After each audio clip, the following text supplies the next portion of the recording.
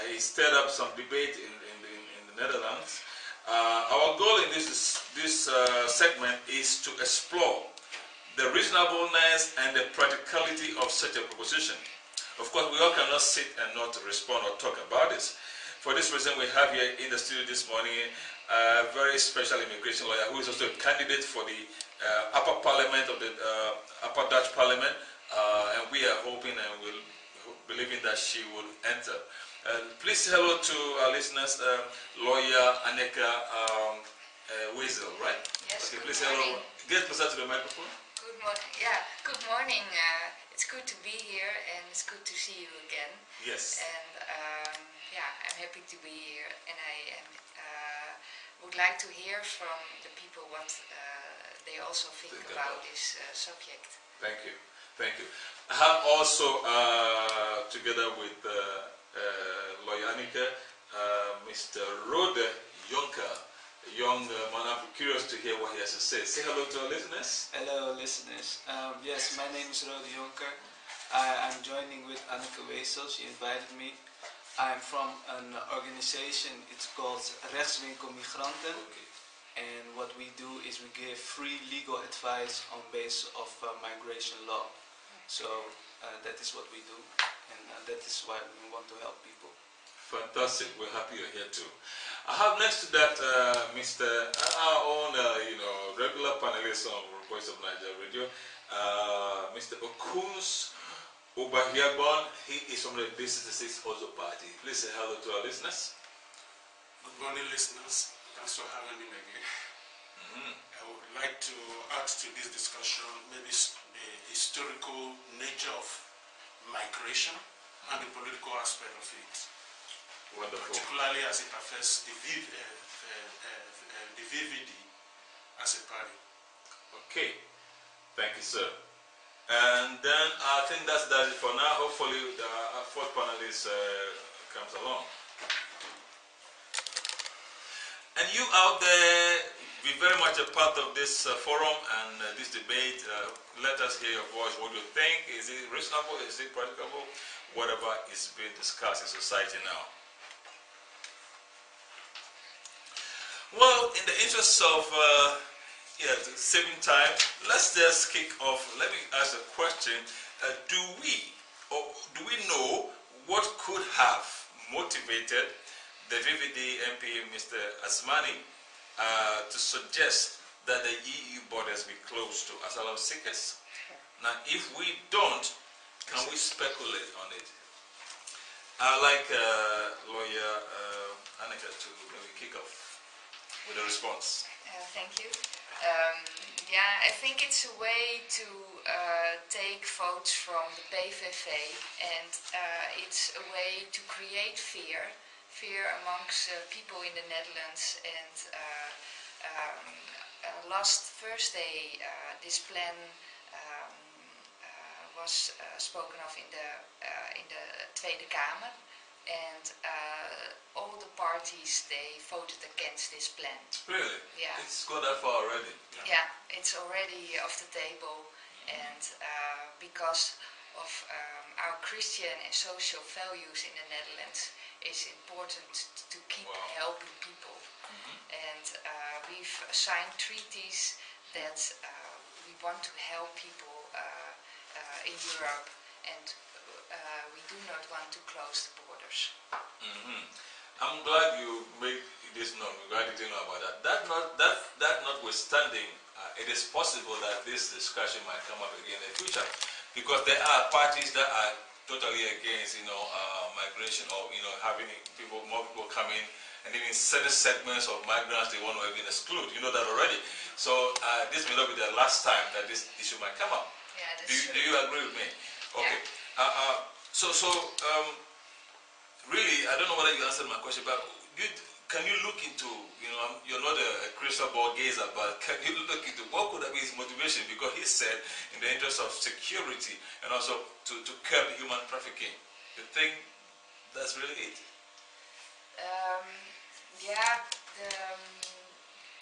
When you saw the polls in the last weekend, yes, you see that because of this plan, the votes, they got more votes going up. Yeah. for the VVD and the VVD, and they would have 26 chairs of the 150 in the parliament, and the other big party, the PVV, is something about 20 seats. So, but to have a majority in the Tweede Kamer, you have to have 75 chairs. And when you have more than 75 chairs, then you can say, well, this plan will be implemented. But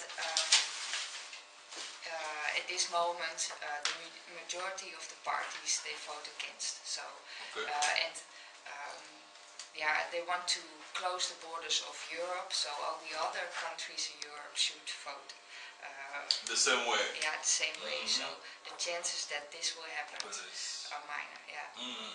Okay, quickly, Mr. Kunz, you want to just react on that, and then also Mr. Jonker? Just add to what she has said. Yeah, thank you so much. I just want to get something clear in the first place. Is this parliamentarian from the PVV or the VVD? It's from the VVD. Okay. Like the barrister just mentioned, of course it is something that electioneering. It is electioneering in the sense that even before the provincial election, the VVD, they were doing badly. They were doing badly because of the policies they've entrenched with PVD. But after the election, somehow they seems okay. But like the barrister just mentioned, what you see here is, and if you go back to the past few years, you see the way the Freedom Party, that is the PVV, has taken so many voters away from them. That's right. Okay. So in an attempt to go back to the base, in an attempt now to appeal to that base, that political base, exactly. I mean, there are voters that has left them for the PVV. So they are looking for what we call in politics the red meat. The red meat. The red meat, that is that stuff, that kind of thing that will trigger their supporters to come back again. So, and that is exactly what the barrister also mentioned, that if you look at the polls now, since last week, even though, yes, she's equally right, they moved a proposal that was discussed, and then the motion was tendered before the parliament, and the motion was defeated. But again, haven't said that at all, haven't mentioned this controversial issue. They are rising at the polls again. So with their eyes on the next election, that is why they are doing what they are doing. So they have actually succeeded in serving the red meat. More or less. And let me quickly mention this. You see, what this party is capable of doing, or what they do good, is whenever they want to say something very controversial, whenever they want to do something very stupid, if I have to put it that way, because I have to be blunt this morning, they find a foreigner to do it for them. And I'll give you a good example. Ali. Everybody who was in this country in the past 9-10 years before she left for the United States, we all knew what that woman said about Muslims in this country. At the end of the day, we all saw what happened. But the point I'm trying to make is that when the VVD is looking for something controversial, they always use a foreigner to say this kind of thing. Because if you look at this name isn't Dutch. No, he's not Dutch. He is a foreigner himself. Why? How come? Israel did the same thing for VVD. And this is exactly what the same guy is doing for that same party. How they were playing this dirty politics of it. Let's see what you're talking about. Now we know. It's a Moroccan man. That's what I'm saying. They have a way of using foreigners to play their dirty politics and tricks, you know. Now, I was, thank you so very much for that point you made. Now, to Mr. Jonker, you're not a politician. I think you probably will be speaking from the point of view of, let's say, the asylum seekers. Have you been dealing with some asylum seekers in your work? Yes, of course. And so how does this kind of proposition, how does this feel or sound to you? The proposition is not good. It makes people fear they come to us and they ask questions like, what is the future, or what can we do?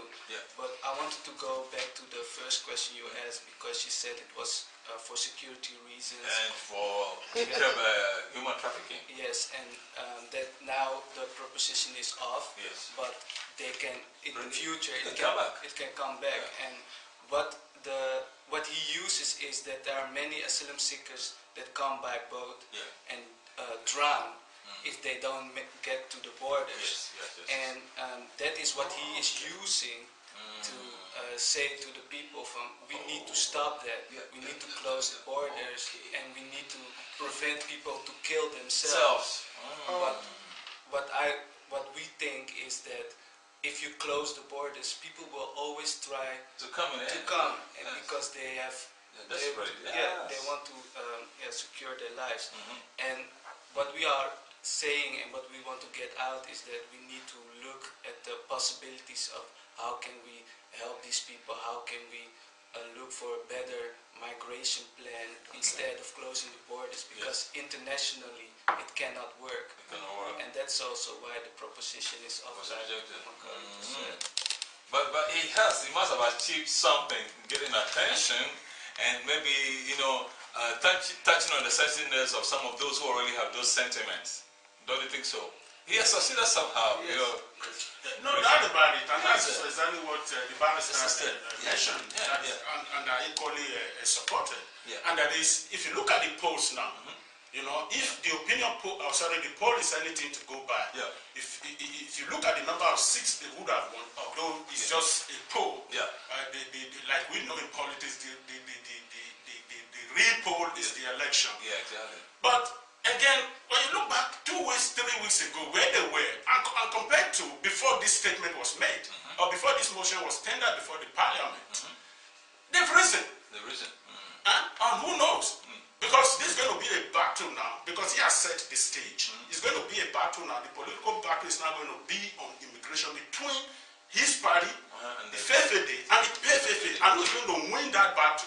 It's going to be in the next election. Okay, so it means that the right-wing movement is still on the right. It's still an issue to contend with. Yeah, because they know that this particular subject is going to be a hot topic with the next election. So what they are doing now is to make sure, okay, voters who were the ones who first said it. So even the PFF and builders will come to say, oh, we don't want this as far as immigration is concerned, the border should be closed, no aeroplanes anymore. That's an exaggeration. But at the end of the day, this guy will not come up, the PFF, rather the FFD, will not come up and say, look, builders, you are late here. We take that emotion. Here, maybe from then we will be talking of a year ago. Then they will say, look, we already tendered a motion here over immigration and what should be done about it. But it was defeated. So it's just a battle for the next election that you see between the right-wing parties. And you see that the left-wing parties are being weakened. The P van de A. Bring it closer to you. That's very closer. The P van de A votes are going down, still going down. The SP is going up a little, but you see that the right parties are growing. And that's a big problem, because the right parties, they don't support helping others and helping the people. Yeah, you made a point in the beginning about the Netherlands being built on the values of helping people, Christian values. So this, bringing up an issue like this, how come it's still appealing to some people who would want to support this motion to close the borders? Have they forgotten those values that they have held for all these centuries, which maybe is a bedrock of the foundation of the Netherlands? And some of them are beginning to think, okay, we don't no more want foreigners, or we don't want asylum seekers and stuff. I mean, is it that those who are supporting this motion are beginning to changing in their sentiments regarding these values we were talking about? Yeah, that's a good subject, because it's strange to see what's happening in Europe and in the Netherlands, and why are people letting go of their social and Christian values. And why don't people want to help each other anymore? Yeah. That's a difficult subject, and that you can see it that people are voting what's best for me instead of what's best for my community. Yeah. You know, I really wish. Sorry, you wanted to. Yeah, in addition to what the barrister just mentioned, you know, if you look at the past 3, 4, 5, or 6 years, that is after the credit crisis, the economic situation, you know, we find ourselves worldwide anyway. You see, there has been this economic anxiety, and when parties can also play into that notion that look, these people are here to come and take from us. Yes. You know, when you look at it against the backdrop of jobs, particularly, that they are here to come and take our jobs, etc., etc. So, on the economic side, that is what we shouldn't also underestimate. Why these people, you know, could play this kind of bet against you in order to appeal once again to the voters. They use that part of it that these people, we don't need them here. They come for your job. Look at you, you are job. They look at the jobless rate maybe in Europe or in the Netherlands. But look at those that are occupying, you know, this kind of sentiment that is very dangerous in the first place, and secondly, it could be very destructive. Yeah, that can be. And you, what happened? You see in the last elections that people don't not always see how important politics are affecting their lives. And the last time I were here, it was very good that you pointed out that it's so important to vote and to let hear your voice, because you see that mainly in Europe, but in the Netherlands too, that the big companies, they are making the rules. You see in Europe, the big companies, they make the laws. Yes, absolutely. And people should know that it's important to vote, because the big companies they are coming up, and they support the VVD. Okay. Now, what I want to answer is, now I want us to look at it, all of us together. Does the arrival of new refugees actually pose a security threat, as you know they are trying to make us think? And if so, how? How so? Let me take that question. You see, immigration as we know it has been with us from time. If you like, just let me use the word time immemorial. Why am I saying that? If you look at it from a biblical point of view, for those of us who are familiar with our Bible, we know the book of Exodus. What the book of Exodus dealt with was about immigration. Yes. Whether you want to look at the book of Exodus against the backdrop of economic, migrants, social, political, freedom, or you just name it, but it was about immigration. When people who are persecuted, when people who don't feel safe, for whatever reason, whether as a result of their orientation or whatever, but it dealt with immigration. So it has been with us. There was nothing about security as it was, as these guys, you know, that they are mentioning. But that's not to say, in the world we live in now, that is not a concern. But I will say that that is the historical, or rather the biblical side. Now let us come back to the last centuries. When you look at the issue of slavery, because like I said, I'm going to deal with this issue the way it is, bluntly. If you look at the issue of slavery and colonialism, we all know the impact it has had on a continent like Africa. Yes. We all know it. And for you to tell me that, you know what, my forefather, they built right here, what they fought for, that I shouldn't come and take part of it, you're just joking.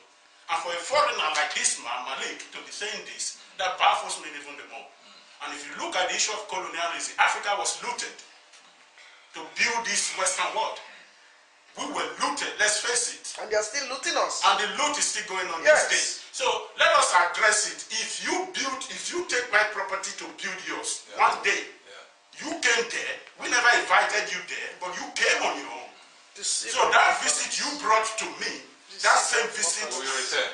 paying you back. So you don't have to invite me because I never invited you in the first place. So having said that, the last point I want to make is the issue of guest workers. Yes. After the Second World War, because that's what I'm saying, maybe this guy, he's a second generation or third generation Moroccan. Yeah. His parents, his forefathers built this continent. This country. Germany, after the Second World War. We know what we called, after the Second World War, there was what is known as the guest workers. Yeah. And the guest workers are this particular, or this that I'm referring to now, the Moroccans and the Turks. Yes. They built Netherlands and Europe after the Second World War. Yeah. So what you are saying is that what their father did after rebuilding your country, so the next generation should live. It's not done. Well, and that is why I find it very perplexing and very... I can just go on because I look somehow... I know you're a bit sentimental on your political energy is flowing. It's just flowing. But please, try to keep it balanced. Let me go. We're just trying to look at a reasonable way of understanding what's going on. So keep your political, energy. But can I ask you a question? Because of I want to talk about also the Nigerian elections. Yes, go ahead. Because because of the for a lot of years democracy is now in Nigeria, and it's for me it's very important that maybe for you too that democracy will stay in Nigeria, and it's important to help keeping democracy in Nigeria. Absolutely. What's your opinion about that? That there should be democracy in Africa. Yes. That we should help countries keeping democracy in. Of course, like if you follow the history of Nigerian politics, Nigeria returned to democracy, quote unquote, since 1999. And however you see that, that's fine. But again, the last election, or rather, the election was held, Saturday and extended to yesterday. And we really hope that, the right candidate, as perceived and seen by Nigerians, will become the next president. But again, if you look at democracy in Africa generally, I still do believe that we are still in that, what I would call the infantry stage. Outside countries like Ghana that has really matured, if you like, in terms of democracy, you see how power changes hands there, from opposition to a ruling party, or even the president who died a year or a year and a half ago. Power was changed very peacefully as compared to maybe, so many other countries. We still have, a little bit of way to go. But having said that, the benefit of democracy cannot be overemphasized, whether in terms of economic growth, political security, climate, business, investment, and what have you. Definitely, I do agree with you that the way forward is going to be democracy. But how come it is that groups as Boko Haram and groups as IS are growing in Africa? Okay, I need to. Well, I think that's a whole other discussion. That's a whole other discussion. Yeah, but one of the subjects in the last Thursday in the Parliament was about should we help helping people in their own regions. They say, well, we shouldn't help them in Europe. Or we should help them in their own countries. Yes. And most parties supported that we should help them there. Yeah. But what the discussion was about, is it our responsibility as Europe to do that? And that's a topic about colonialism. When we are saying, well, you should have democracy as we have, is it our responsibility to support it, or even Well, let me answer that. I think it is. I mean, if you are selling to us an idea or concept, you must be ready to support that concept to get around it. So if the West is saying, well, Africa, you have too many dictators, and you're not managing your economy well, but we think you should have democracy and let this run so and so and so, then if you are selling to us this idea, then you must help us to get it to work. Let me just say something briefly with reference to what the barrister said about maybe helping maybe people in their own country. Yeah. I believe that would be a flat out no option. Yeah. In the sense that when you look at the fact that the West is still not ready to go into what we call free trade. Because to really address the issue, what we are addressing now, why people move, is poverty. It is. It is poverty. Poverty is the underlying reason why people move. And if the West poverty and war. And war. Then those areas where there's a lot of and if you look at mineral resources. Exactly. And if you look at people's lives are disrupted. People tend to, you think anything what will happen in the Netherlands because there's no poverty here. If the goal boils down to poverty, and if the West really want us to stay there, they want to go into free trade. That is what they call handle, and not this aid that you give. If you really want to help, let's go into trade on equal basis. And not on the basis of, oh, you give me this $10. Okay, let me just drop. Our time will go. The topic what we're dealing with today is, I was asking whether really allowing new refugees, new asylum seekers really poses a security threat. And I like Rhoda to have his take on that. We have a lot of asylum seekers that come to Holland, and they also come to our company. And what I want to say about this topic is, you have some people who come and don't have opportunities. Yeah. And some people who don't have opportunities, they go out in criminal activities. And I think that is what the politician is saying, referring to that is a threat. But there are also many asylum seekers that are working. No, but those are, I think, in a very significant minority. Those who lose don't have chances, and therefore tend to crime. Yeah. Because here in Holland, the government does everything possible to make everybody useful. That is the point. So really, anybody who goes into crime, maybe out of his own choice, decides to be criminal. And that is exactly the point I want to make, because that is where the politician is focusing on. No, I thought they meant, like, say, let's say Boko Haram or ISIS people disguising themselves as refugees and coming in in order to carry out their wicked intentions. I thought that's what he meant. That's exactly like that, and he's focusing on that, but he's not focusing on the other side. And because there are many asylum seekers that just work here and just doing a good job, and focusing on the bad side is also making other people frightened, and those people will want to vote on those persons. Exactly. So you think they're playing on people's emotions and they take and do advantage of them? Yes. That's what is happening. Well, if you're listening to this program and you have a question or a remark or comment, please feel free to give us a call. The studio lines are open, 0207371619, and talk to these politicians, and let's get to know what they're really thinking or have to say. So this security issue, I think they're kind of beating it up, to funny level. It's not as realistic as they're trying to paint it.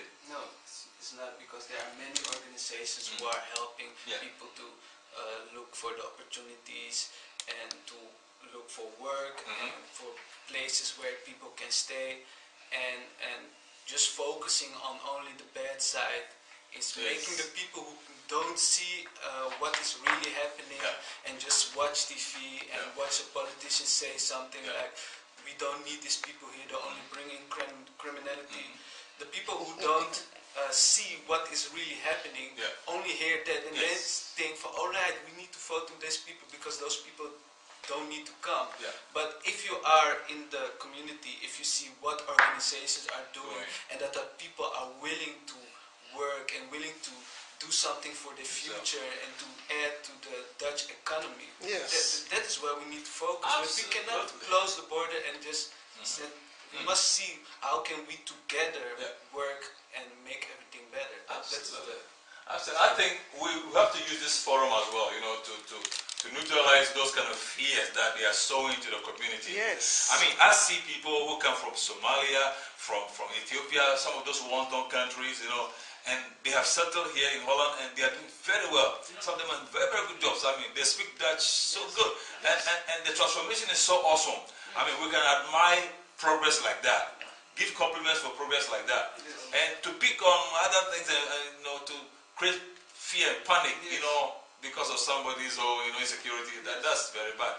You know, to make them seem like, oh, if we allow this, asylum seekers, they're only going to cause trouble. I think that's unfair. Yes. Everybody deserves a chance in this life, I think. Of course. Yeah. So, well, if you're listening and you have a comment on this, just let us know. We believe that asylum seekers still must be given a chance to come. But, you know, I was hoping that this asylum guy would have come to tell us about it, because the procedure they go through, when they come in, because I believe that even if they are, let's say, hidden terrorists among some of them, they must be able to figure, so why should we be afraid that, okay, when we allow them in, we are bringing in terrorists and we're bringing in human traffickers? By the way, I want us to talk about the human trafficking aspect. How realistic is that fear that people, some of these, bandits, criminals are only bundling people together, putting them on boats and shipping them across the waters? How realistic is this fear pertaining to human trafficking? To that extent, I would say, the authority might be right about that. But should the borders be shut because of that? That's not what we are saying. And you knew my standpoint since the beginning of this discussion, and it has been very clear. That notwithstanding, it isn't a reason. I'm talking of the authority that is a concern, with the authority. That is understandable. That there are bad elements over there, whether at the borders that are shipping people in for trafficking, prostitution, etc., etc. But again, that is an issue for the government to deal with. How do you combat such things? How do you deal with that thing? That is something for you, and and it's not something for Malik Abzani, to come up with.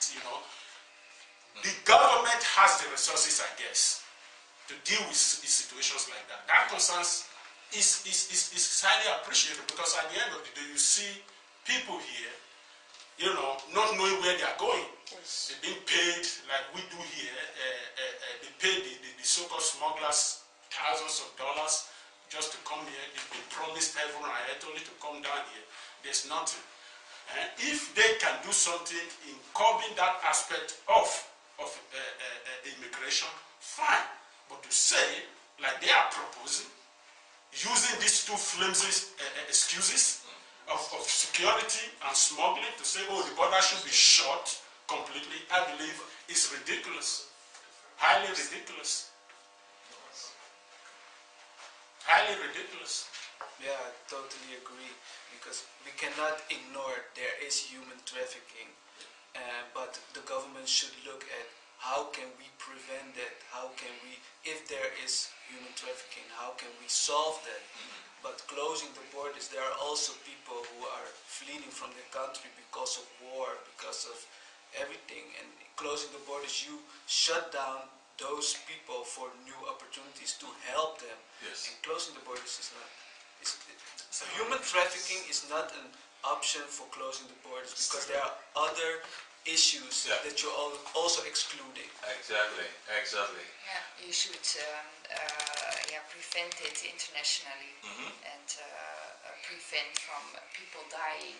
That's what they should do instead of closing the borders, because people, they are, as said, because of poverty, because of war, because of they're afraid to be killed because of their belief.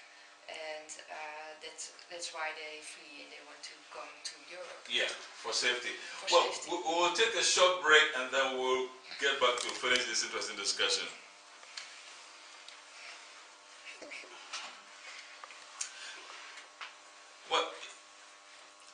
if in case you want to, once we're in the break, if you have a question or remark, just feel free to still call us. Oh, I'm getting the wrong music. Forgive me.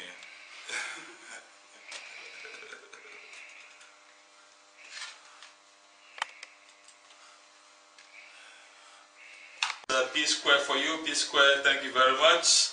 Okay, I would like to return to my program with my guests. Welcome back, Lawyer Aneka and politician Okos and Mr. Roda. I would like us to answer this question whether from a legal point of view we can actually shut the borders. I imagine that the right-wing guys really take power. I mean, let's say they have a majority, and they can implement anything they want, anything they decide. Maybe they pass it through Parliament and the upper house, and it becomes law. Imagine that scenario. Is it legally possible to shut the door against asylum seekers from coming in? Yeah, we've signed international treaties on refugees, as you said, and we have international obligations. The chances that will happen are so small. I think it's not going to happen. But it's a way to get votes, and that's why they do it. To get votes. Yeah. She's absolutely right. If the Geneva Convention, I guess it's the Geneva Convention that dealt with refugees, etc. Yeah. If that convention is anything to go by, I believe this guy is just making a fool of himself and his party. So that said, politically, it is infeasible. It's not possible. So he has in fact cheapened himself. And but at the end of the day, yes. At the end of the day, that you and I, we are here now discussing this issue. I believe when the polls are out tomorrow, his party will be up again. So this is basically what they want to inject into the political discourse before the next election. Oh my! And they've succeeded in doing that. Yeah. Wow. Okay, so at least legally speaking, we can do that. But politically, not at all. Even though the right wing, let us assume the right, the conservative or the ultra-right or whatever you want to call it, eventually, which we know as a result of this not going to be possible, but let's assume, so long as the Netherlands has signed to the Geneva Convention, they cannot. It's not just possible, it's just politics. Politics. For God's sake. Politics. Just politics. Okay, so then from a practical point of view, is that doable to shut the borders against asylum seekers from Germany? From the practical perspective. Now, because the thing is that even if legally it's forbidden, just like the American-Mexican border, it's forbidden, but people still cross. So, I mean... then they have to build a wall in the Mediterranean as well, like the Americans have done now with the Mexican border. But even if you do that, people will move. Give me a break. People will move because it is it's human nature to move. And as such, practically speaking, politically speaking, legally speaking, it is not just possible. It is not just possible. I want to address that because what I think is legally, the only thing that they can do is sharpen up the procedure. Like 2 years ago, it was possible to bring in your grandmother if you were ill, and there was no other family members in the other country, like for example Africa. Then it was possible for the Dutch person to bring his grandmother to Holland, and they cancelled that, so that is not possible anymore. So the only thing that they can do is sharpen up the migration procedure. To make it more difficult for people to... Exactly. To that extent, I guess he's right, because if I look back to 95 when I came to this country, in terms of the rules, the immigration rules and laws, compared, compared to 20 years later, the law has really changed. So to that extent, you might make it harder, you may make it more difficult, but at the end of the day, the question still remains, can you shut it down? The question is no. It's not possible. It's no. Okay. So to all our friends, relatives, neighbors, those with the asylum background, if you're panicky, you're not sure what's going to happen, we want to assure you the lawyer is here, the politician is here, and also the legal workers are here. We want to assure you that nobody's going to scare you, out of this country. So just go about your normal business and be a safe and a good citizen, and that's what matters. And so we want to, on this note, we would like to thank you. I want to thank you, Lawyer Anika Wiesel, for being here. Thank you for your time. Thank you for having me. Yeah, and Mr. Rod Jonker, Yes. from the Rex Winkle Migration. Yes, Rex Winkle Migration. Yeah. If you have any legal questions, if you want to have help with any forms or something, just come to our company, Rex Winkle. Where are you located? In Amsterdam West. Amsterdam West, okay. Frederik Hendrikstraat, Okay. 111 C. It is totally free. Just come by and we can look at your situation and see what we can do. Thank you. And also from this is the 6th also party, Mr. Okuns Obahiabon. Thank you once again for being here. And we appreciate all of you, and we hope to be together again. Thank you. Thanks for having me. Great to be back.